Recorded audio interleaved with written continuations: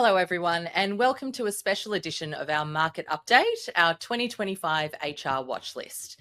My name is Suhini Wijayasinghe, and I'm the Head of HR Solutions here at People to People. A little bit about HR Solutions. We are your partner in all things outsourcing. We act as your internal HR department, providing expert support in talent acquisition, payroll solutions, contractor management, and special HR projects. You can streamline your processes with simplicity, ease, and efficiency, and most importantly, without cutting any corners. So you can get in touch with us throughout this market update via the details on screen, the link in the comments, or visiting peopletopeople.com.au/P2P HR Solutions, and let us create a bespoke solution that's right for you. So, is your team prepared for the shifts in the 2025 hiring landscape, or could your organisation be falling behind on critical HR trends? This week, we're joined by our Human Resources Manager and Operations Lead, Kaajal Khelawan, and Talent Acquisition Business Partner, Juma Mrisho, to dive into the key HR trends every leader needs to keep on their radar for the year ahead. On today's show, we'll be discussing top employee benefits and what are the main priorities for your staff in 2025. And AI in HR, is it just a buzzword or a competitive edge that's essential? The decline of counteroffers, and are you paying to stay? So really three key topics that we're going to deep dive into as we go throughout this session. Top employee benefits. What are the main priorities for your staff in 2025? In our new employment and salary report, it was discovered that work-life balance is the #1 priority for job seekers in 2025, and that comes as no surprise. With 78% of organisations offering flexible hours and 69% providing remote work options. With flexibility now seen as a standard rather than a perk, businesses that fall behind may risk losing out on great candidates. With work-life balance and flexibility remaining a top priority for the foreseeable future, what other employee benefits are most in demand? And this is where I'm going to ask some questions and explore this topic and ask some questions with Kaajal and Juma today. So Kaajal, let's start with you and start with the big one. Why do you think work-life balance has taken the top spot for job seekers in 2025? Work-life balance has become such an imperative thing for all employees. They want independence, they want to be trusted, they want the ability to manage around their personal lifestyles. I think flexibility also is no longer considered as a benefit. It's definitely an expectation of employees when they are looking for new work, and it's become the biggest priority for most people over anything. And do you think that businesses that resist flexible work risk falling behind in attracting talent? And is there still a place for more traditional in-office models? There definitely is a place for in-office models, but their role has changed. We need to have more of a focus on being in the office is around collaboration and engagement rather than being in the office just to work. You can get a great result from an employee whilst they're working remotely. So it shouldn't be focused on just being in the office. There should be a focus on why you are in the office, and it's all about that connection and culture building that people like to have. Fantastic. And so, Juma, a question for you. Aside from flexibility, what do you think are the most in-demand employee benefits you're seeing in 2025? Of course, that's an excellent question. And to that point, I would say mental health and wellbeing programs are definitely a key focus that businesses should explore. And in addition to that, I do feel that employees have that increasing value towards financial wellness tools, career development, and extra leave types. So these are things, for example, like grandparent leave or menopause support. There's growing interest in purpose-driven benefits that really reflect personal values. Fantastic. And with hybrid and remote work on the rise, are employers reevaluating traditional perks that were once highly valued? And do you see them stepping away from that being could stepping away from that be a misstep? Look, I do feel that sort of the traditional office perks, they're more so a given now. So it is an expectation of employees. So that's to say, your typical snacks within the office or your social events like a Friday afternoon lunch or drinks is definitely something that is valued. In terms of sort of employees' preference towards sort of personalization over the gimmicks is definitely a consideration that also should be taken into account.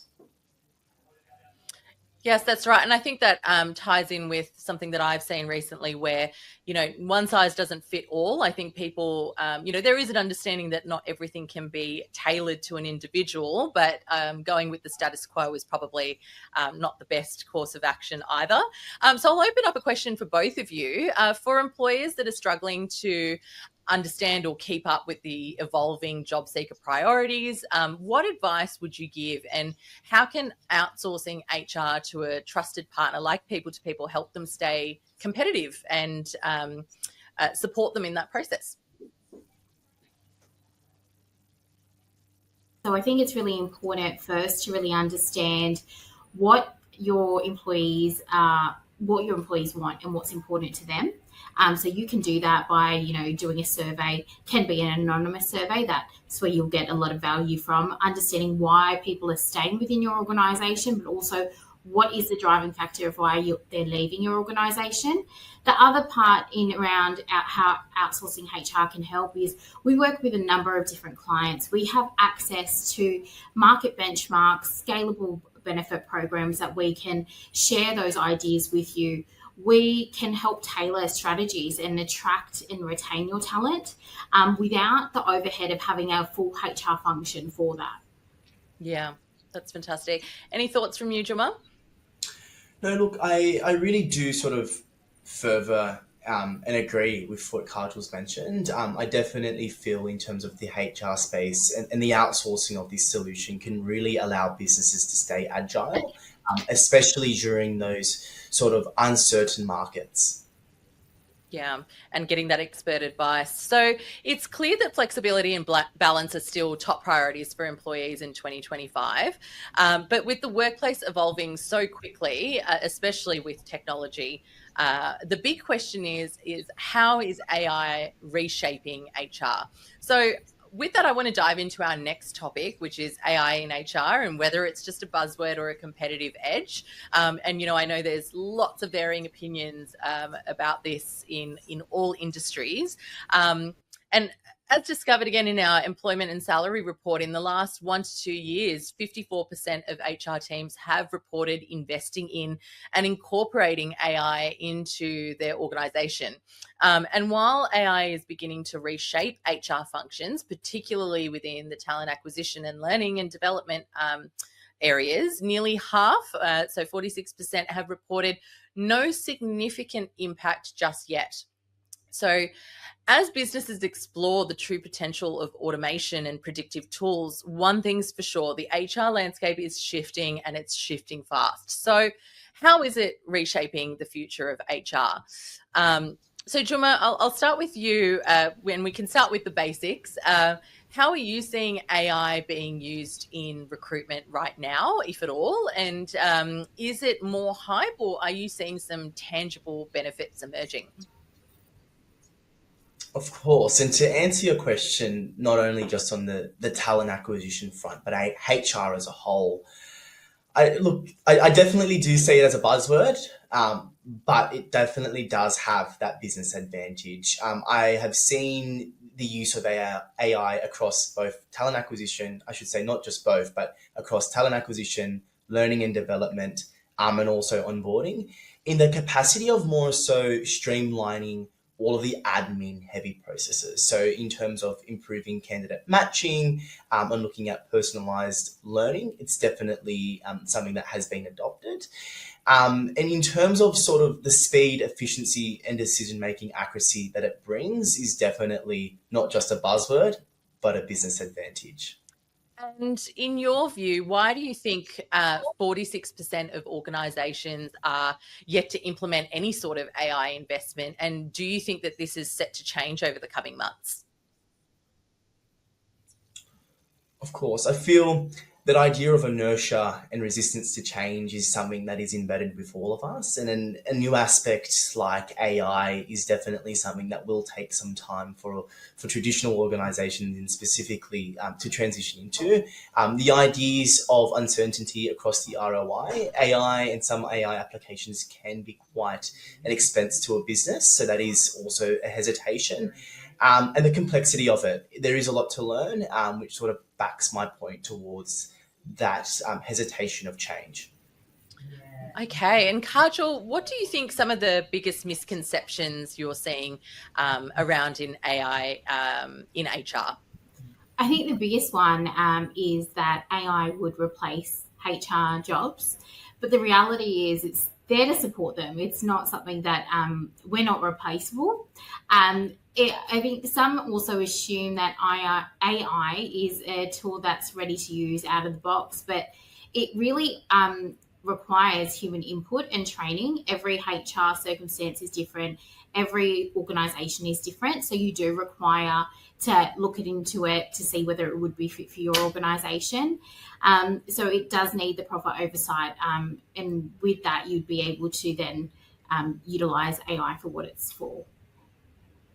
Yeah, absolutely. And I think to add to that, there is this, I think people really need to keep in mind the way that people react and approach, a certain situation is always going to be completely unique to the next person. And that's just not something that, we're going to be able to encompass or replace in any way in terms of being able to identify that reaction or how people feel about certain things. So I think that really is in alignment with what you're saying. Do you think that there is pressure on HR teams to adopt AI just to keep up, even if they don't fully understand how to use it yet? There definitely is. I mean, I think we've seen people rush to use AI in their organisations without the proper understanding. They feel the pressure to innovate quickly, but don't always have the right resources for it to do it well. And a successful implementation requires the education piece, planning, and the change management. It's not just a technology that you can just input into your system and have it work. And looking ahead, Kaajal and Juma, what do you think AI in HR will look like in the next 3 to 5 years?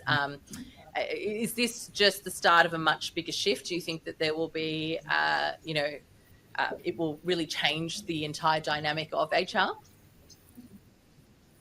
I definitely do believe. I'm quite excited, to be honest with you. I feel the rapid growth that we've seen of AI within only 6 to 12 months has been enormous, and to think about 3 to 5 years really does sort of make you wonder, wow, what will it look like? I definitely do believe it will become a core part of the HR function. And I do believe it will also allow for that sort of greater use, if used correctly, for workforce planning, performance management, and analytics. Fantastic. So, look, it's clear that while AI is opening new possibilities in HR, many organisations are still figuring it all out, how to implement it meaningfully, what does that involve, costs, the implications. But I think with any new technology and advancement that's come through, it's best to go through with it in an open mind. Yes, there are pros and cons to every aspect, but, we've gone through the journey of lots of evolutions of technology in the last 20 years, particularly, since the dawn of the internet, I guess. And I think if people take that positive approach, they'll be able to assess it meaningfully for themselves. Speaking of, in terms of shifting landscapes, our next topic explores another major change in how businesses are responding to employee movement, and it's the sharp decline in counter offers. So, let's take a look at what that means for talent retention throughout this year, where, could saying goodbye actually cost less than trying to make someone stay, essentially, is the topic question of the day. And in 2024, we saw that 63% of employers increased salaries to fill existing roles, yet 57% chose not to make counteroffers to employees who resigned, a 5% rise from 2023. So as the focus shifts towards proactive pay strategies and long-term engagement rather than reactive offers, employers are rethinking how they retain talent. So is the counteroffer coming to an end? So Kaajal, what do you think why do you think more employers are choosing to not make the counteroffer? I think that they're shifting away from making reactive offers and focusing more on proactive retention. That's always been something that has often been missed. Instead of losing talent, let's quickly give them an offer. But I think you need to focus on the people that you currently have and your retention strategies. We're also seeing businesses increase their salaries in order to fill roles. So they're also not in a position to make those last minute pay hikes in order to keep the talent. And do you think that the counteroffers are actually a disadvantage in the long run? Do they just delay the inevitable departure, or do they actually work? I think, look, they don't work. I think we need to be honest about that. I think that they're a band-aid solution. If an employee has chosen to leave an organisation, you need to let them go, because most likely you will give them a counter offer, but within 6 to 12 months they will leave. But the other piece around counter offers is you're also creating pay inequality. You're going to have resentment amongst the remaining team members once they know that, a person's got a higher salary over them. That's right. And with salaries, being out in the open in terms of pay secrecy no longer being a thing, we have to be really mindful that we're ensuring equivalent and equality in terms of our pay structures. So that's a really good point. So Juma, how have the changing market conditions or economic pressures influenced the drop in counteroffers this year? Pressures have led to a bit of a pay discrepancy, which is a major driver. To this point, in terms of how has the market influenced this shift, I definitely believe these long-term retention strategies like engagement, leadership and development, which Kaajal has mentioned, is also a massive factor towards this shift. And reactive offers are more so, like Kaajal mentioned, are seen as a short-term fix. That doesn't really acknowledge the deeper issue that is within an organisation. And I feel that HR managers and management within organisations have finally acknowledged this and have shifted away from these counteroffers. And do you think there are any common misconceptions about counteroffers that our audience should be aware of and that need to be addressed? Yeah, so to my point, I feel that the salary increase and the idea that a salary increase will solve the reason someone is leaving is a misconception. We are acknowledging it not as an organisation. I feel some misconceptions around counteroffers are that the idea of a salary increase will solve the issue of someone leaving. I do feel that individuals are seeing more than just salary as an importance of a position, but other factors, for example, cultural issues or leadership issues that really do lead to that resignation, and the idea of a counteroffer to one will not solve those issues. And to the both of you, is the decline in counteroffers a sign that employers are becoming more strategic with pay and retention? I think definitely. We're seeing that businesses are taking a longer view on talent. So we're seeing a number of businesses that we work with is focusing more on the employee experience and investing in leadership development programs to build within the organisation, create those progression paths for their employees. The goal is to create workplaces where employees don't want to leave. Rather than scrambling to keep them once they've resigned, have those strategies in place to invest in your current people. Fantastic. Definitely. Well, We've covered quite a lot of content today, and thank you so much to the both of you for joining me in this webinar today. So I think that there's a lot of key takeaways for everybody that's watching in terms of what they can do and implement, and the attitude that they approach it with throughout 2025. So thank you so much, Kaajal and Juma. So once again, thank you so much, everybody, for joining our webinar today. And again, just to a little reminder on how to get in touch with us if you are looking for some support with your payroll, recruitment, or contractors from an outsourcing perspective. There's lots of ways you can get in touch with us through our website or through the link below. Feel free to give us a call if you need any support. But thank you so much for viewing our webinar, and we hope that you have gained some insights and support you for success in 2025.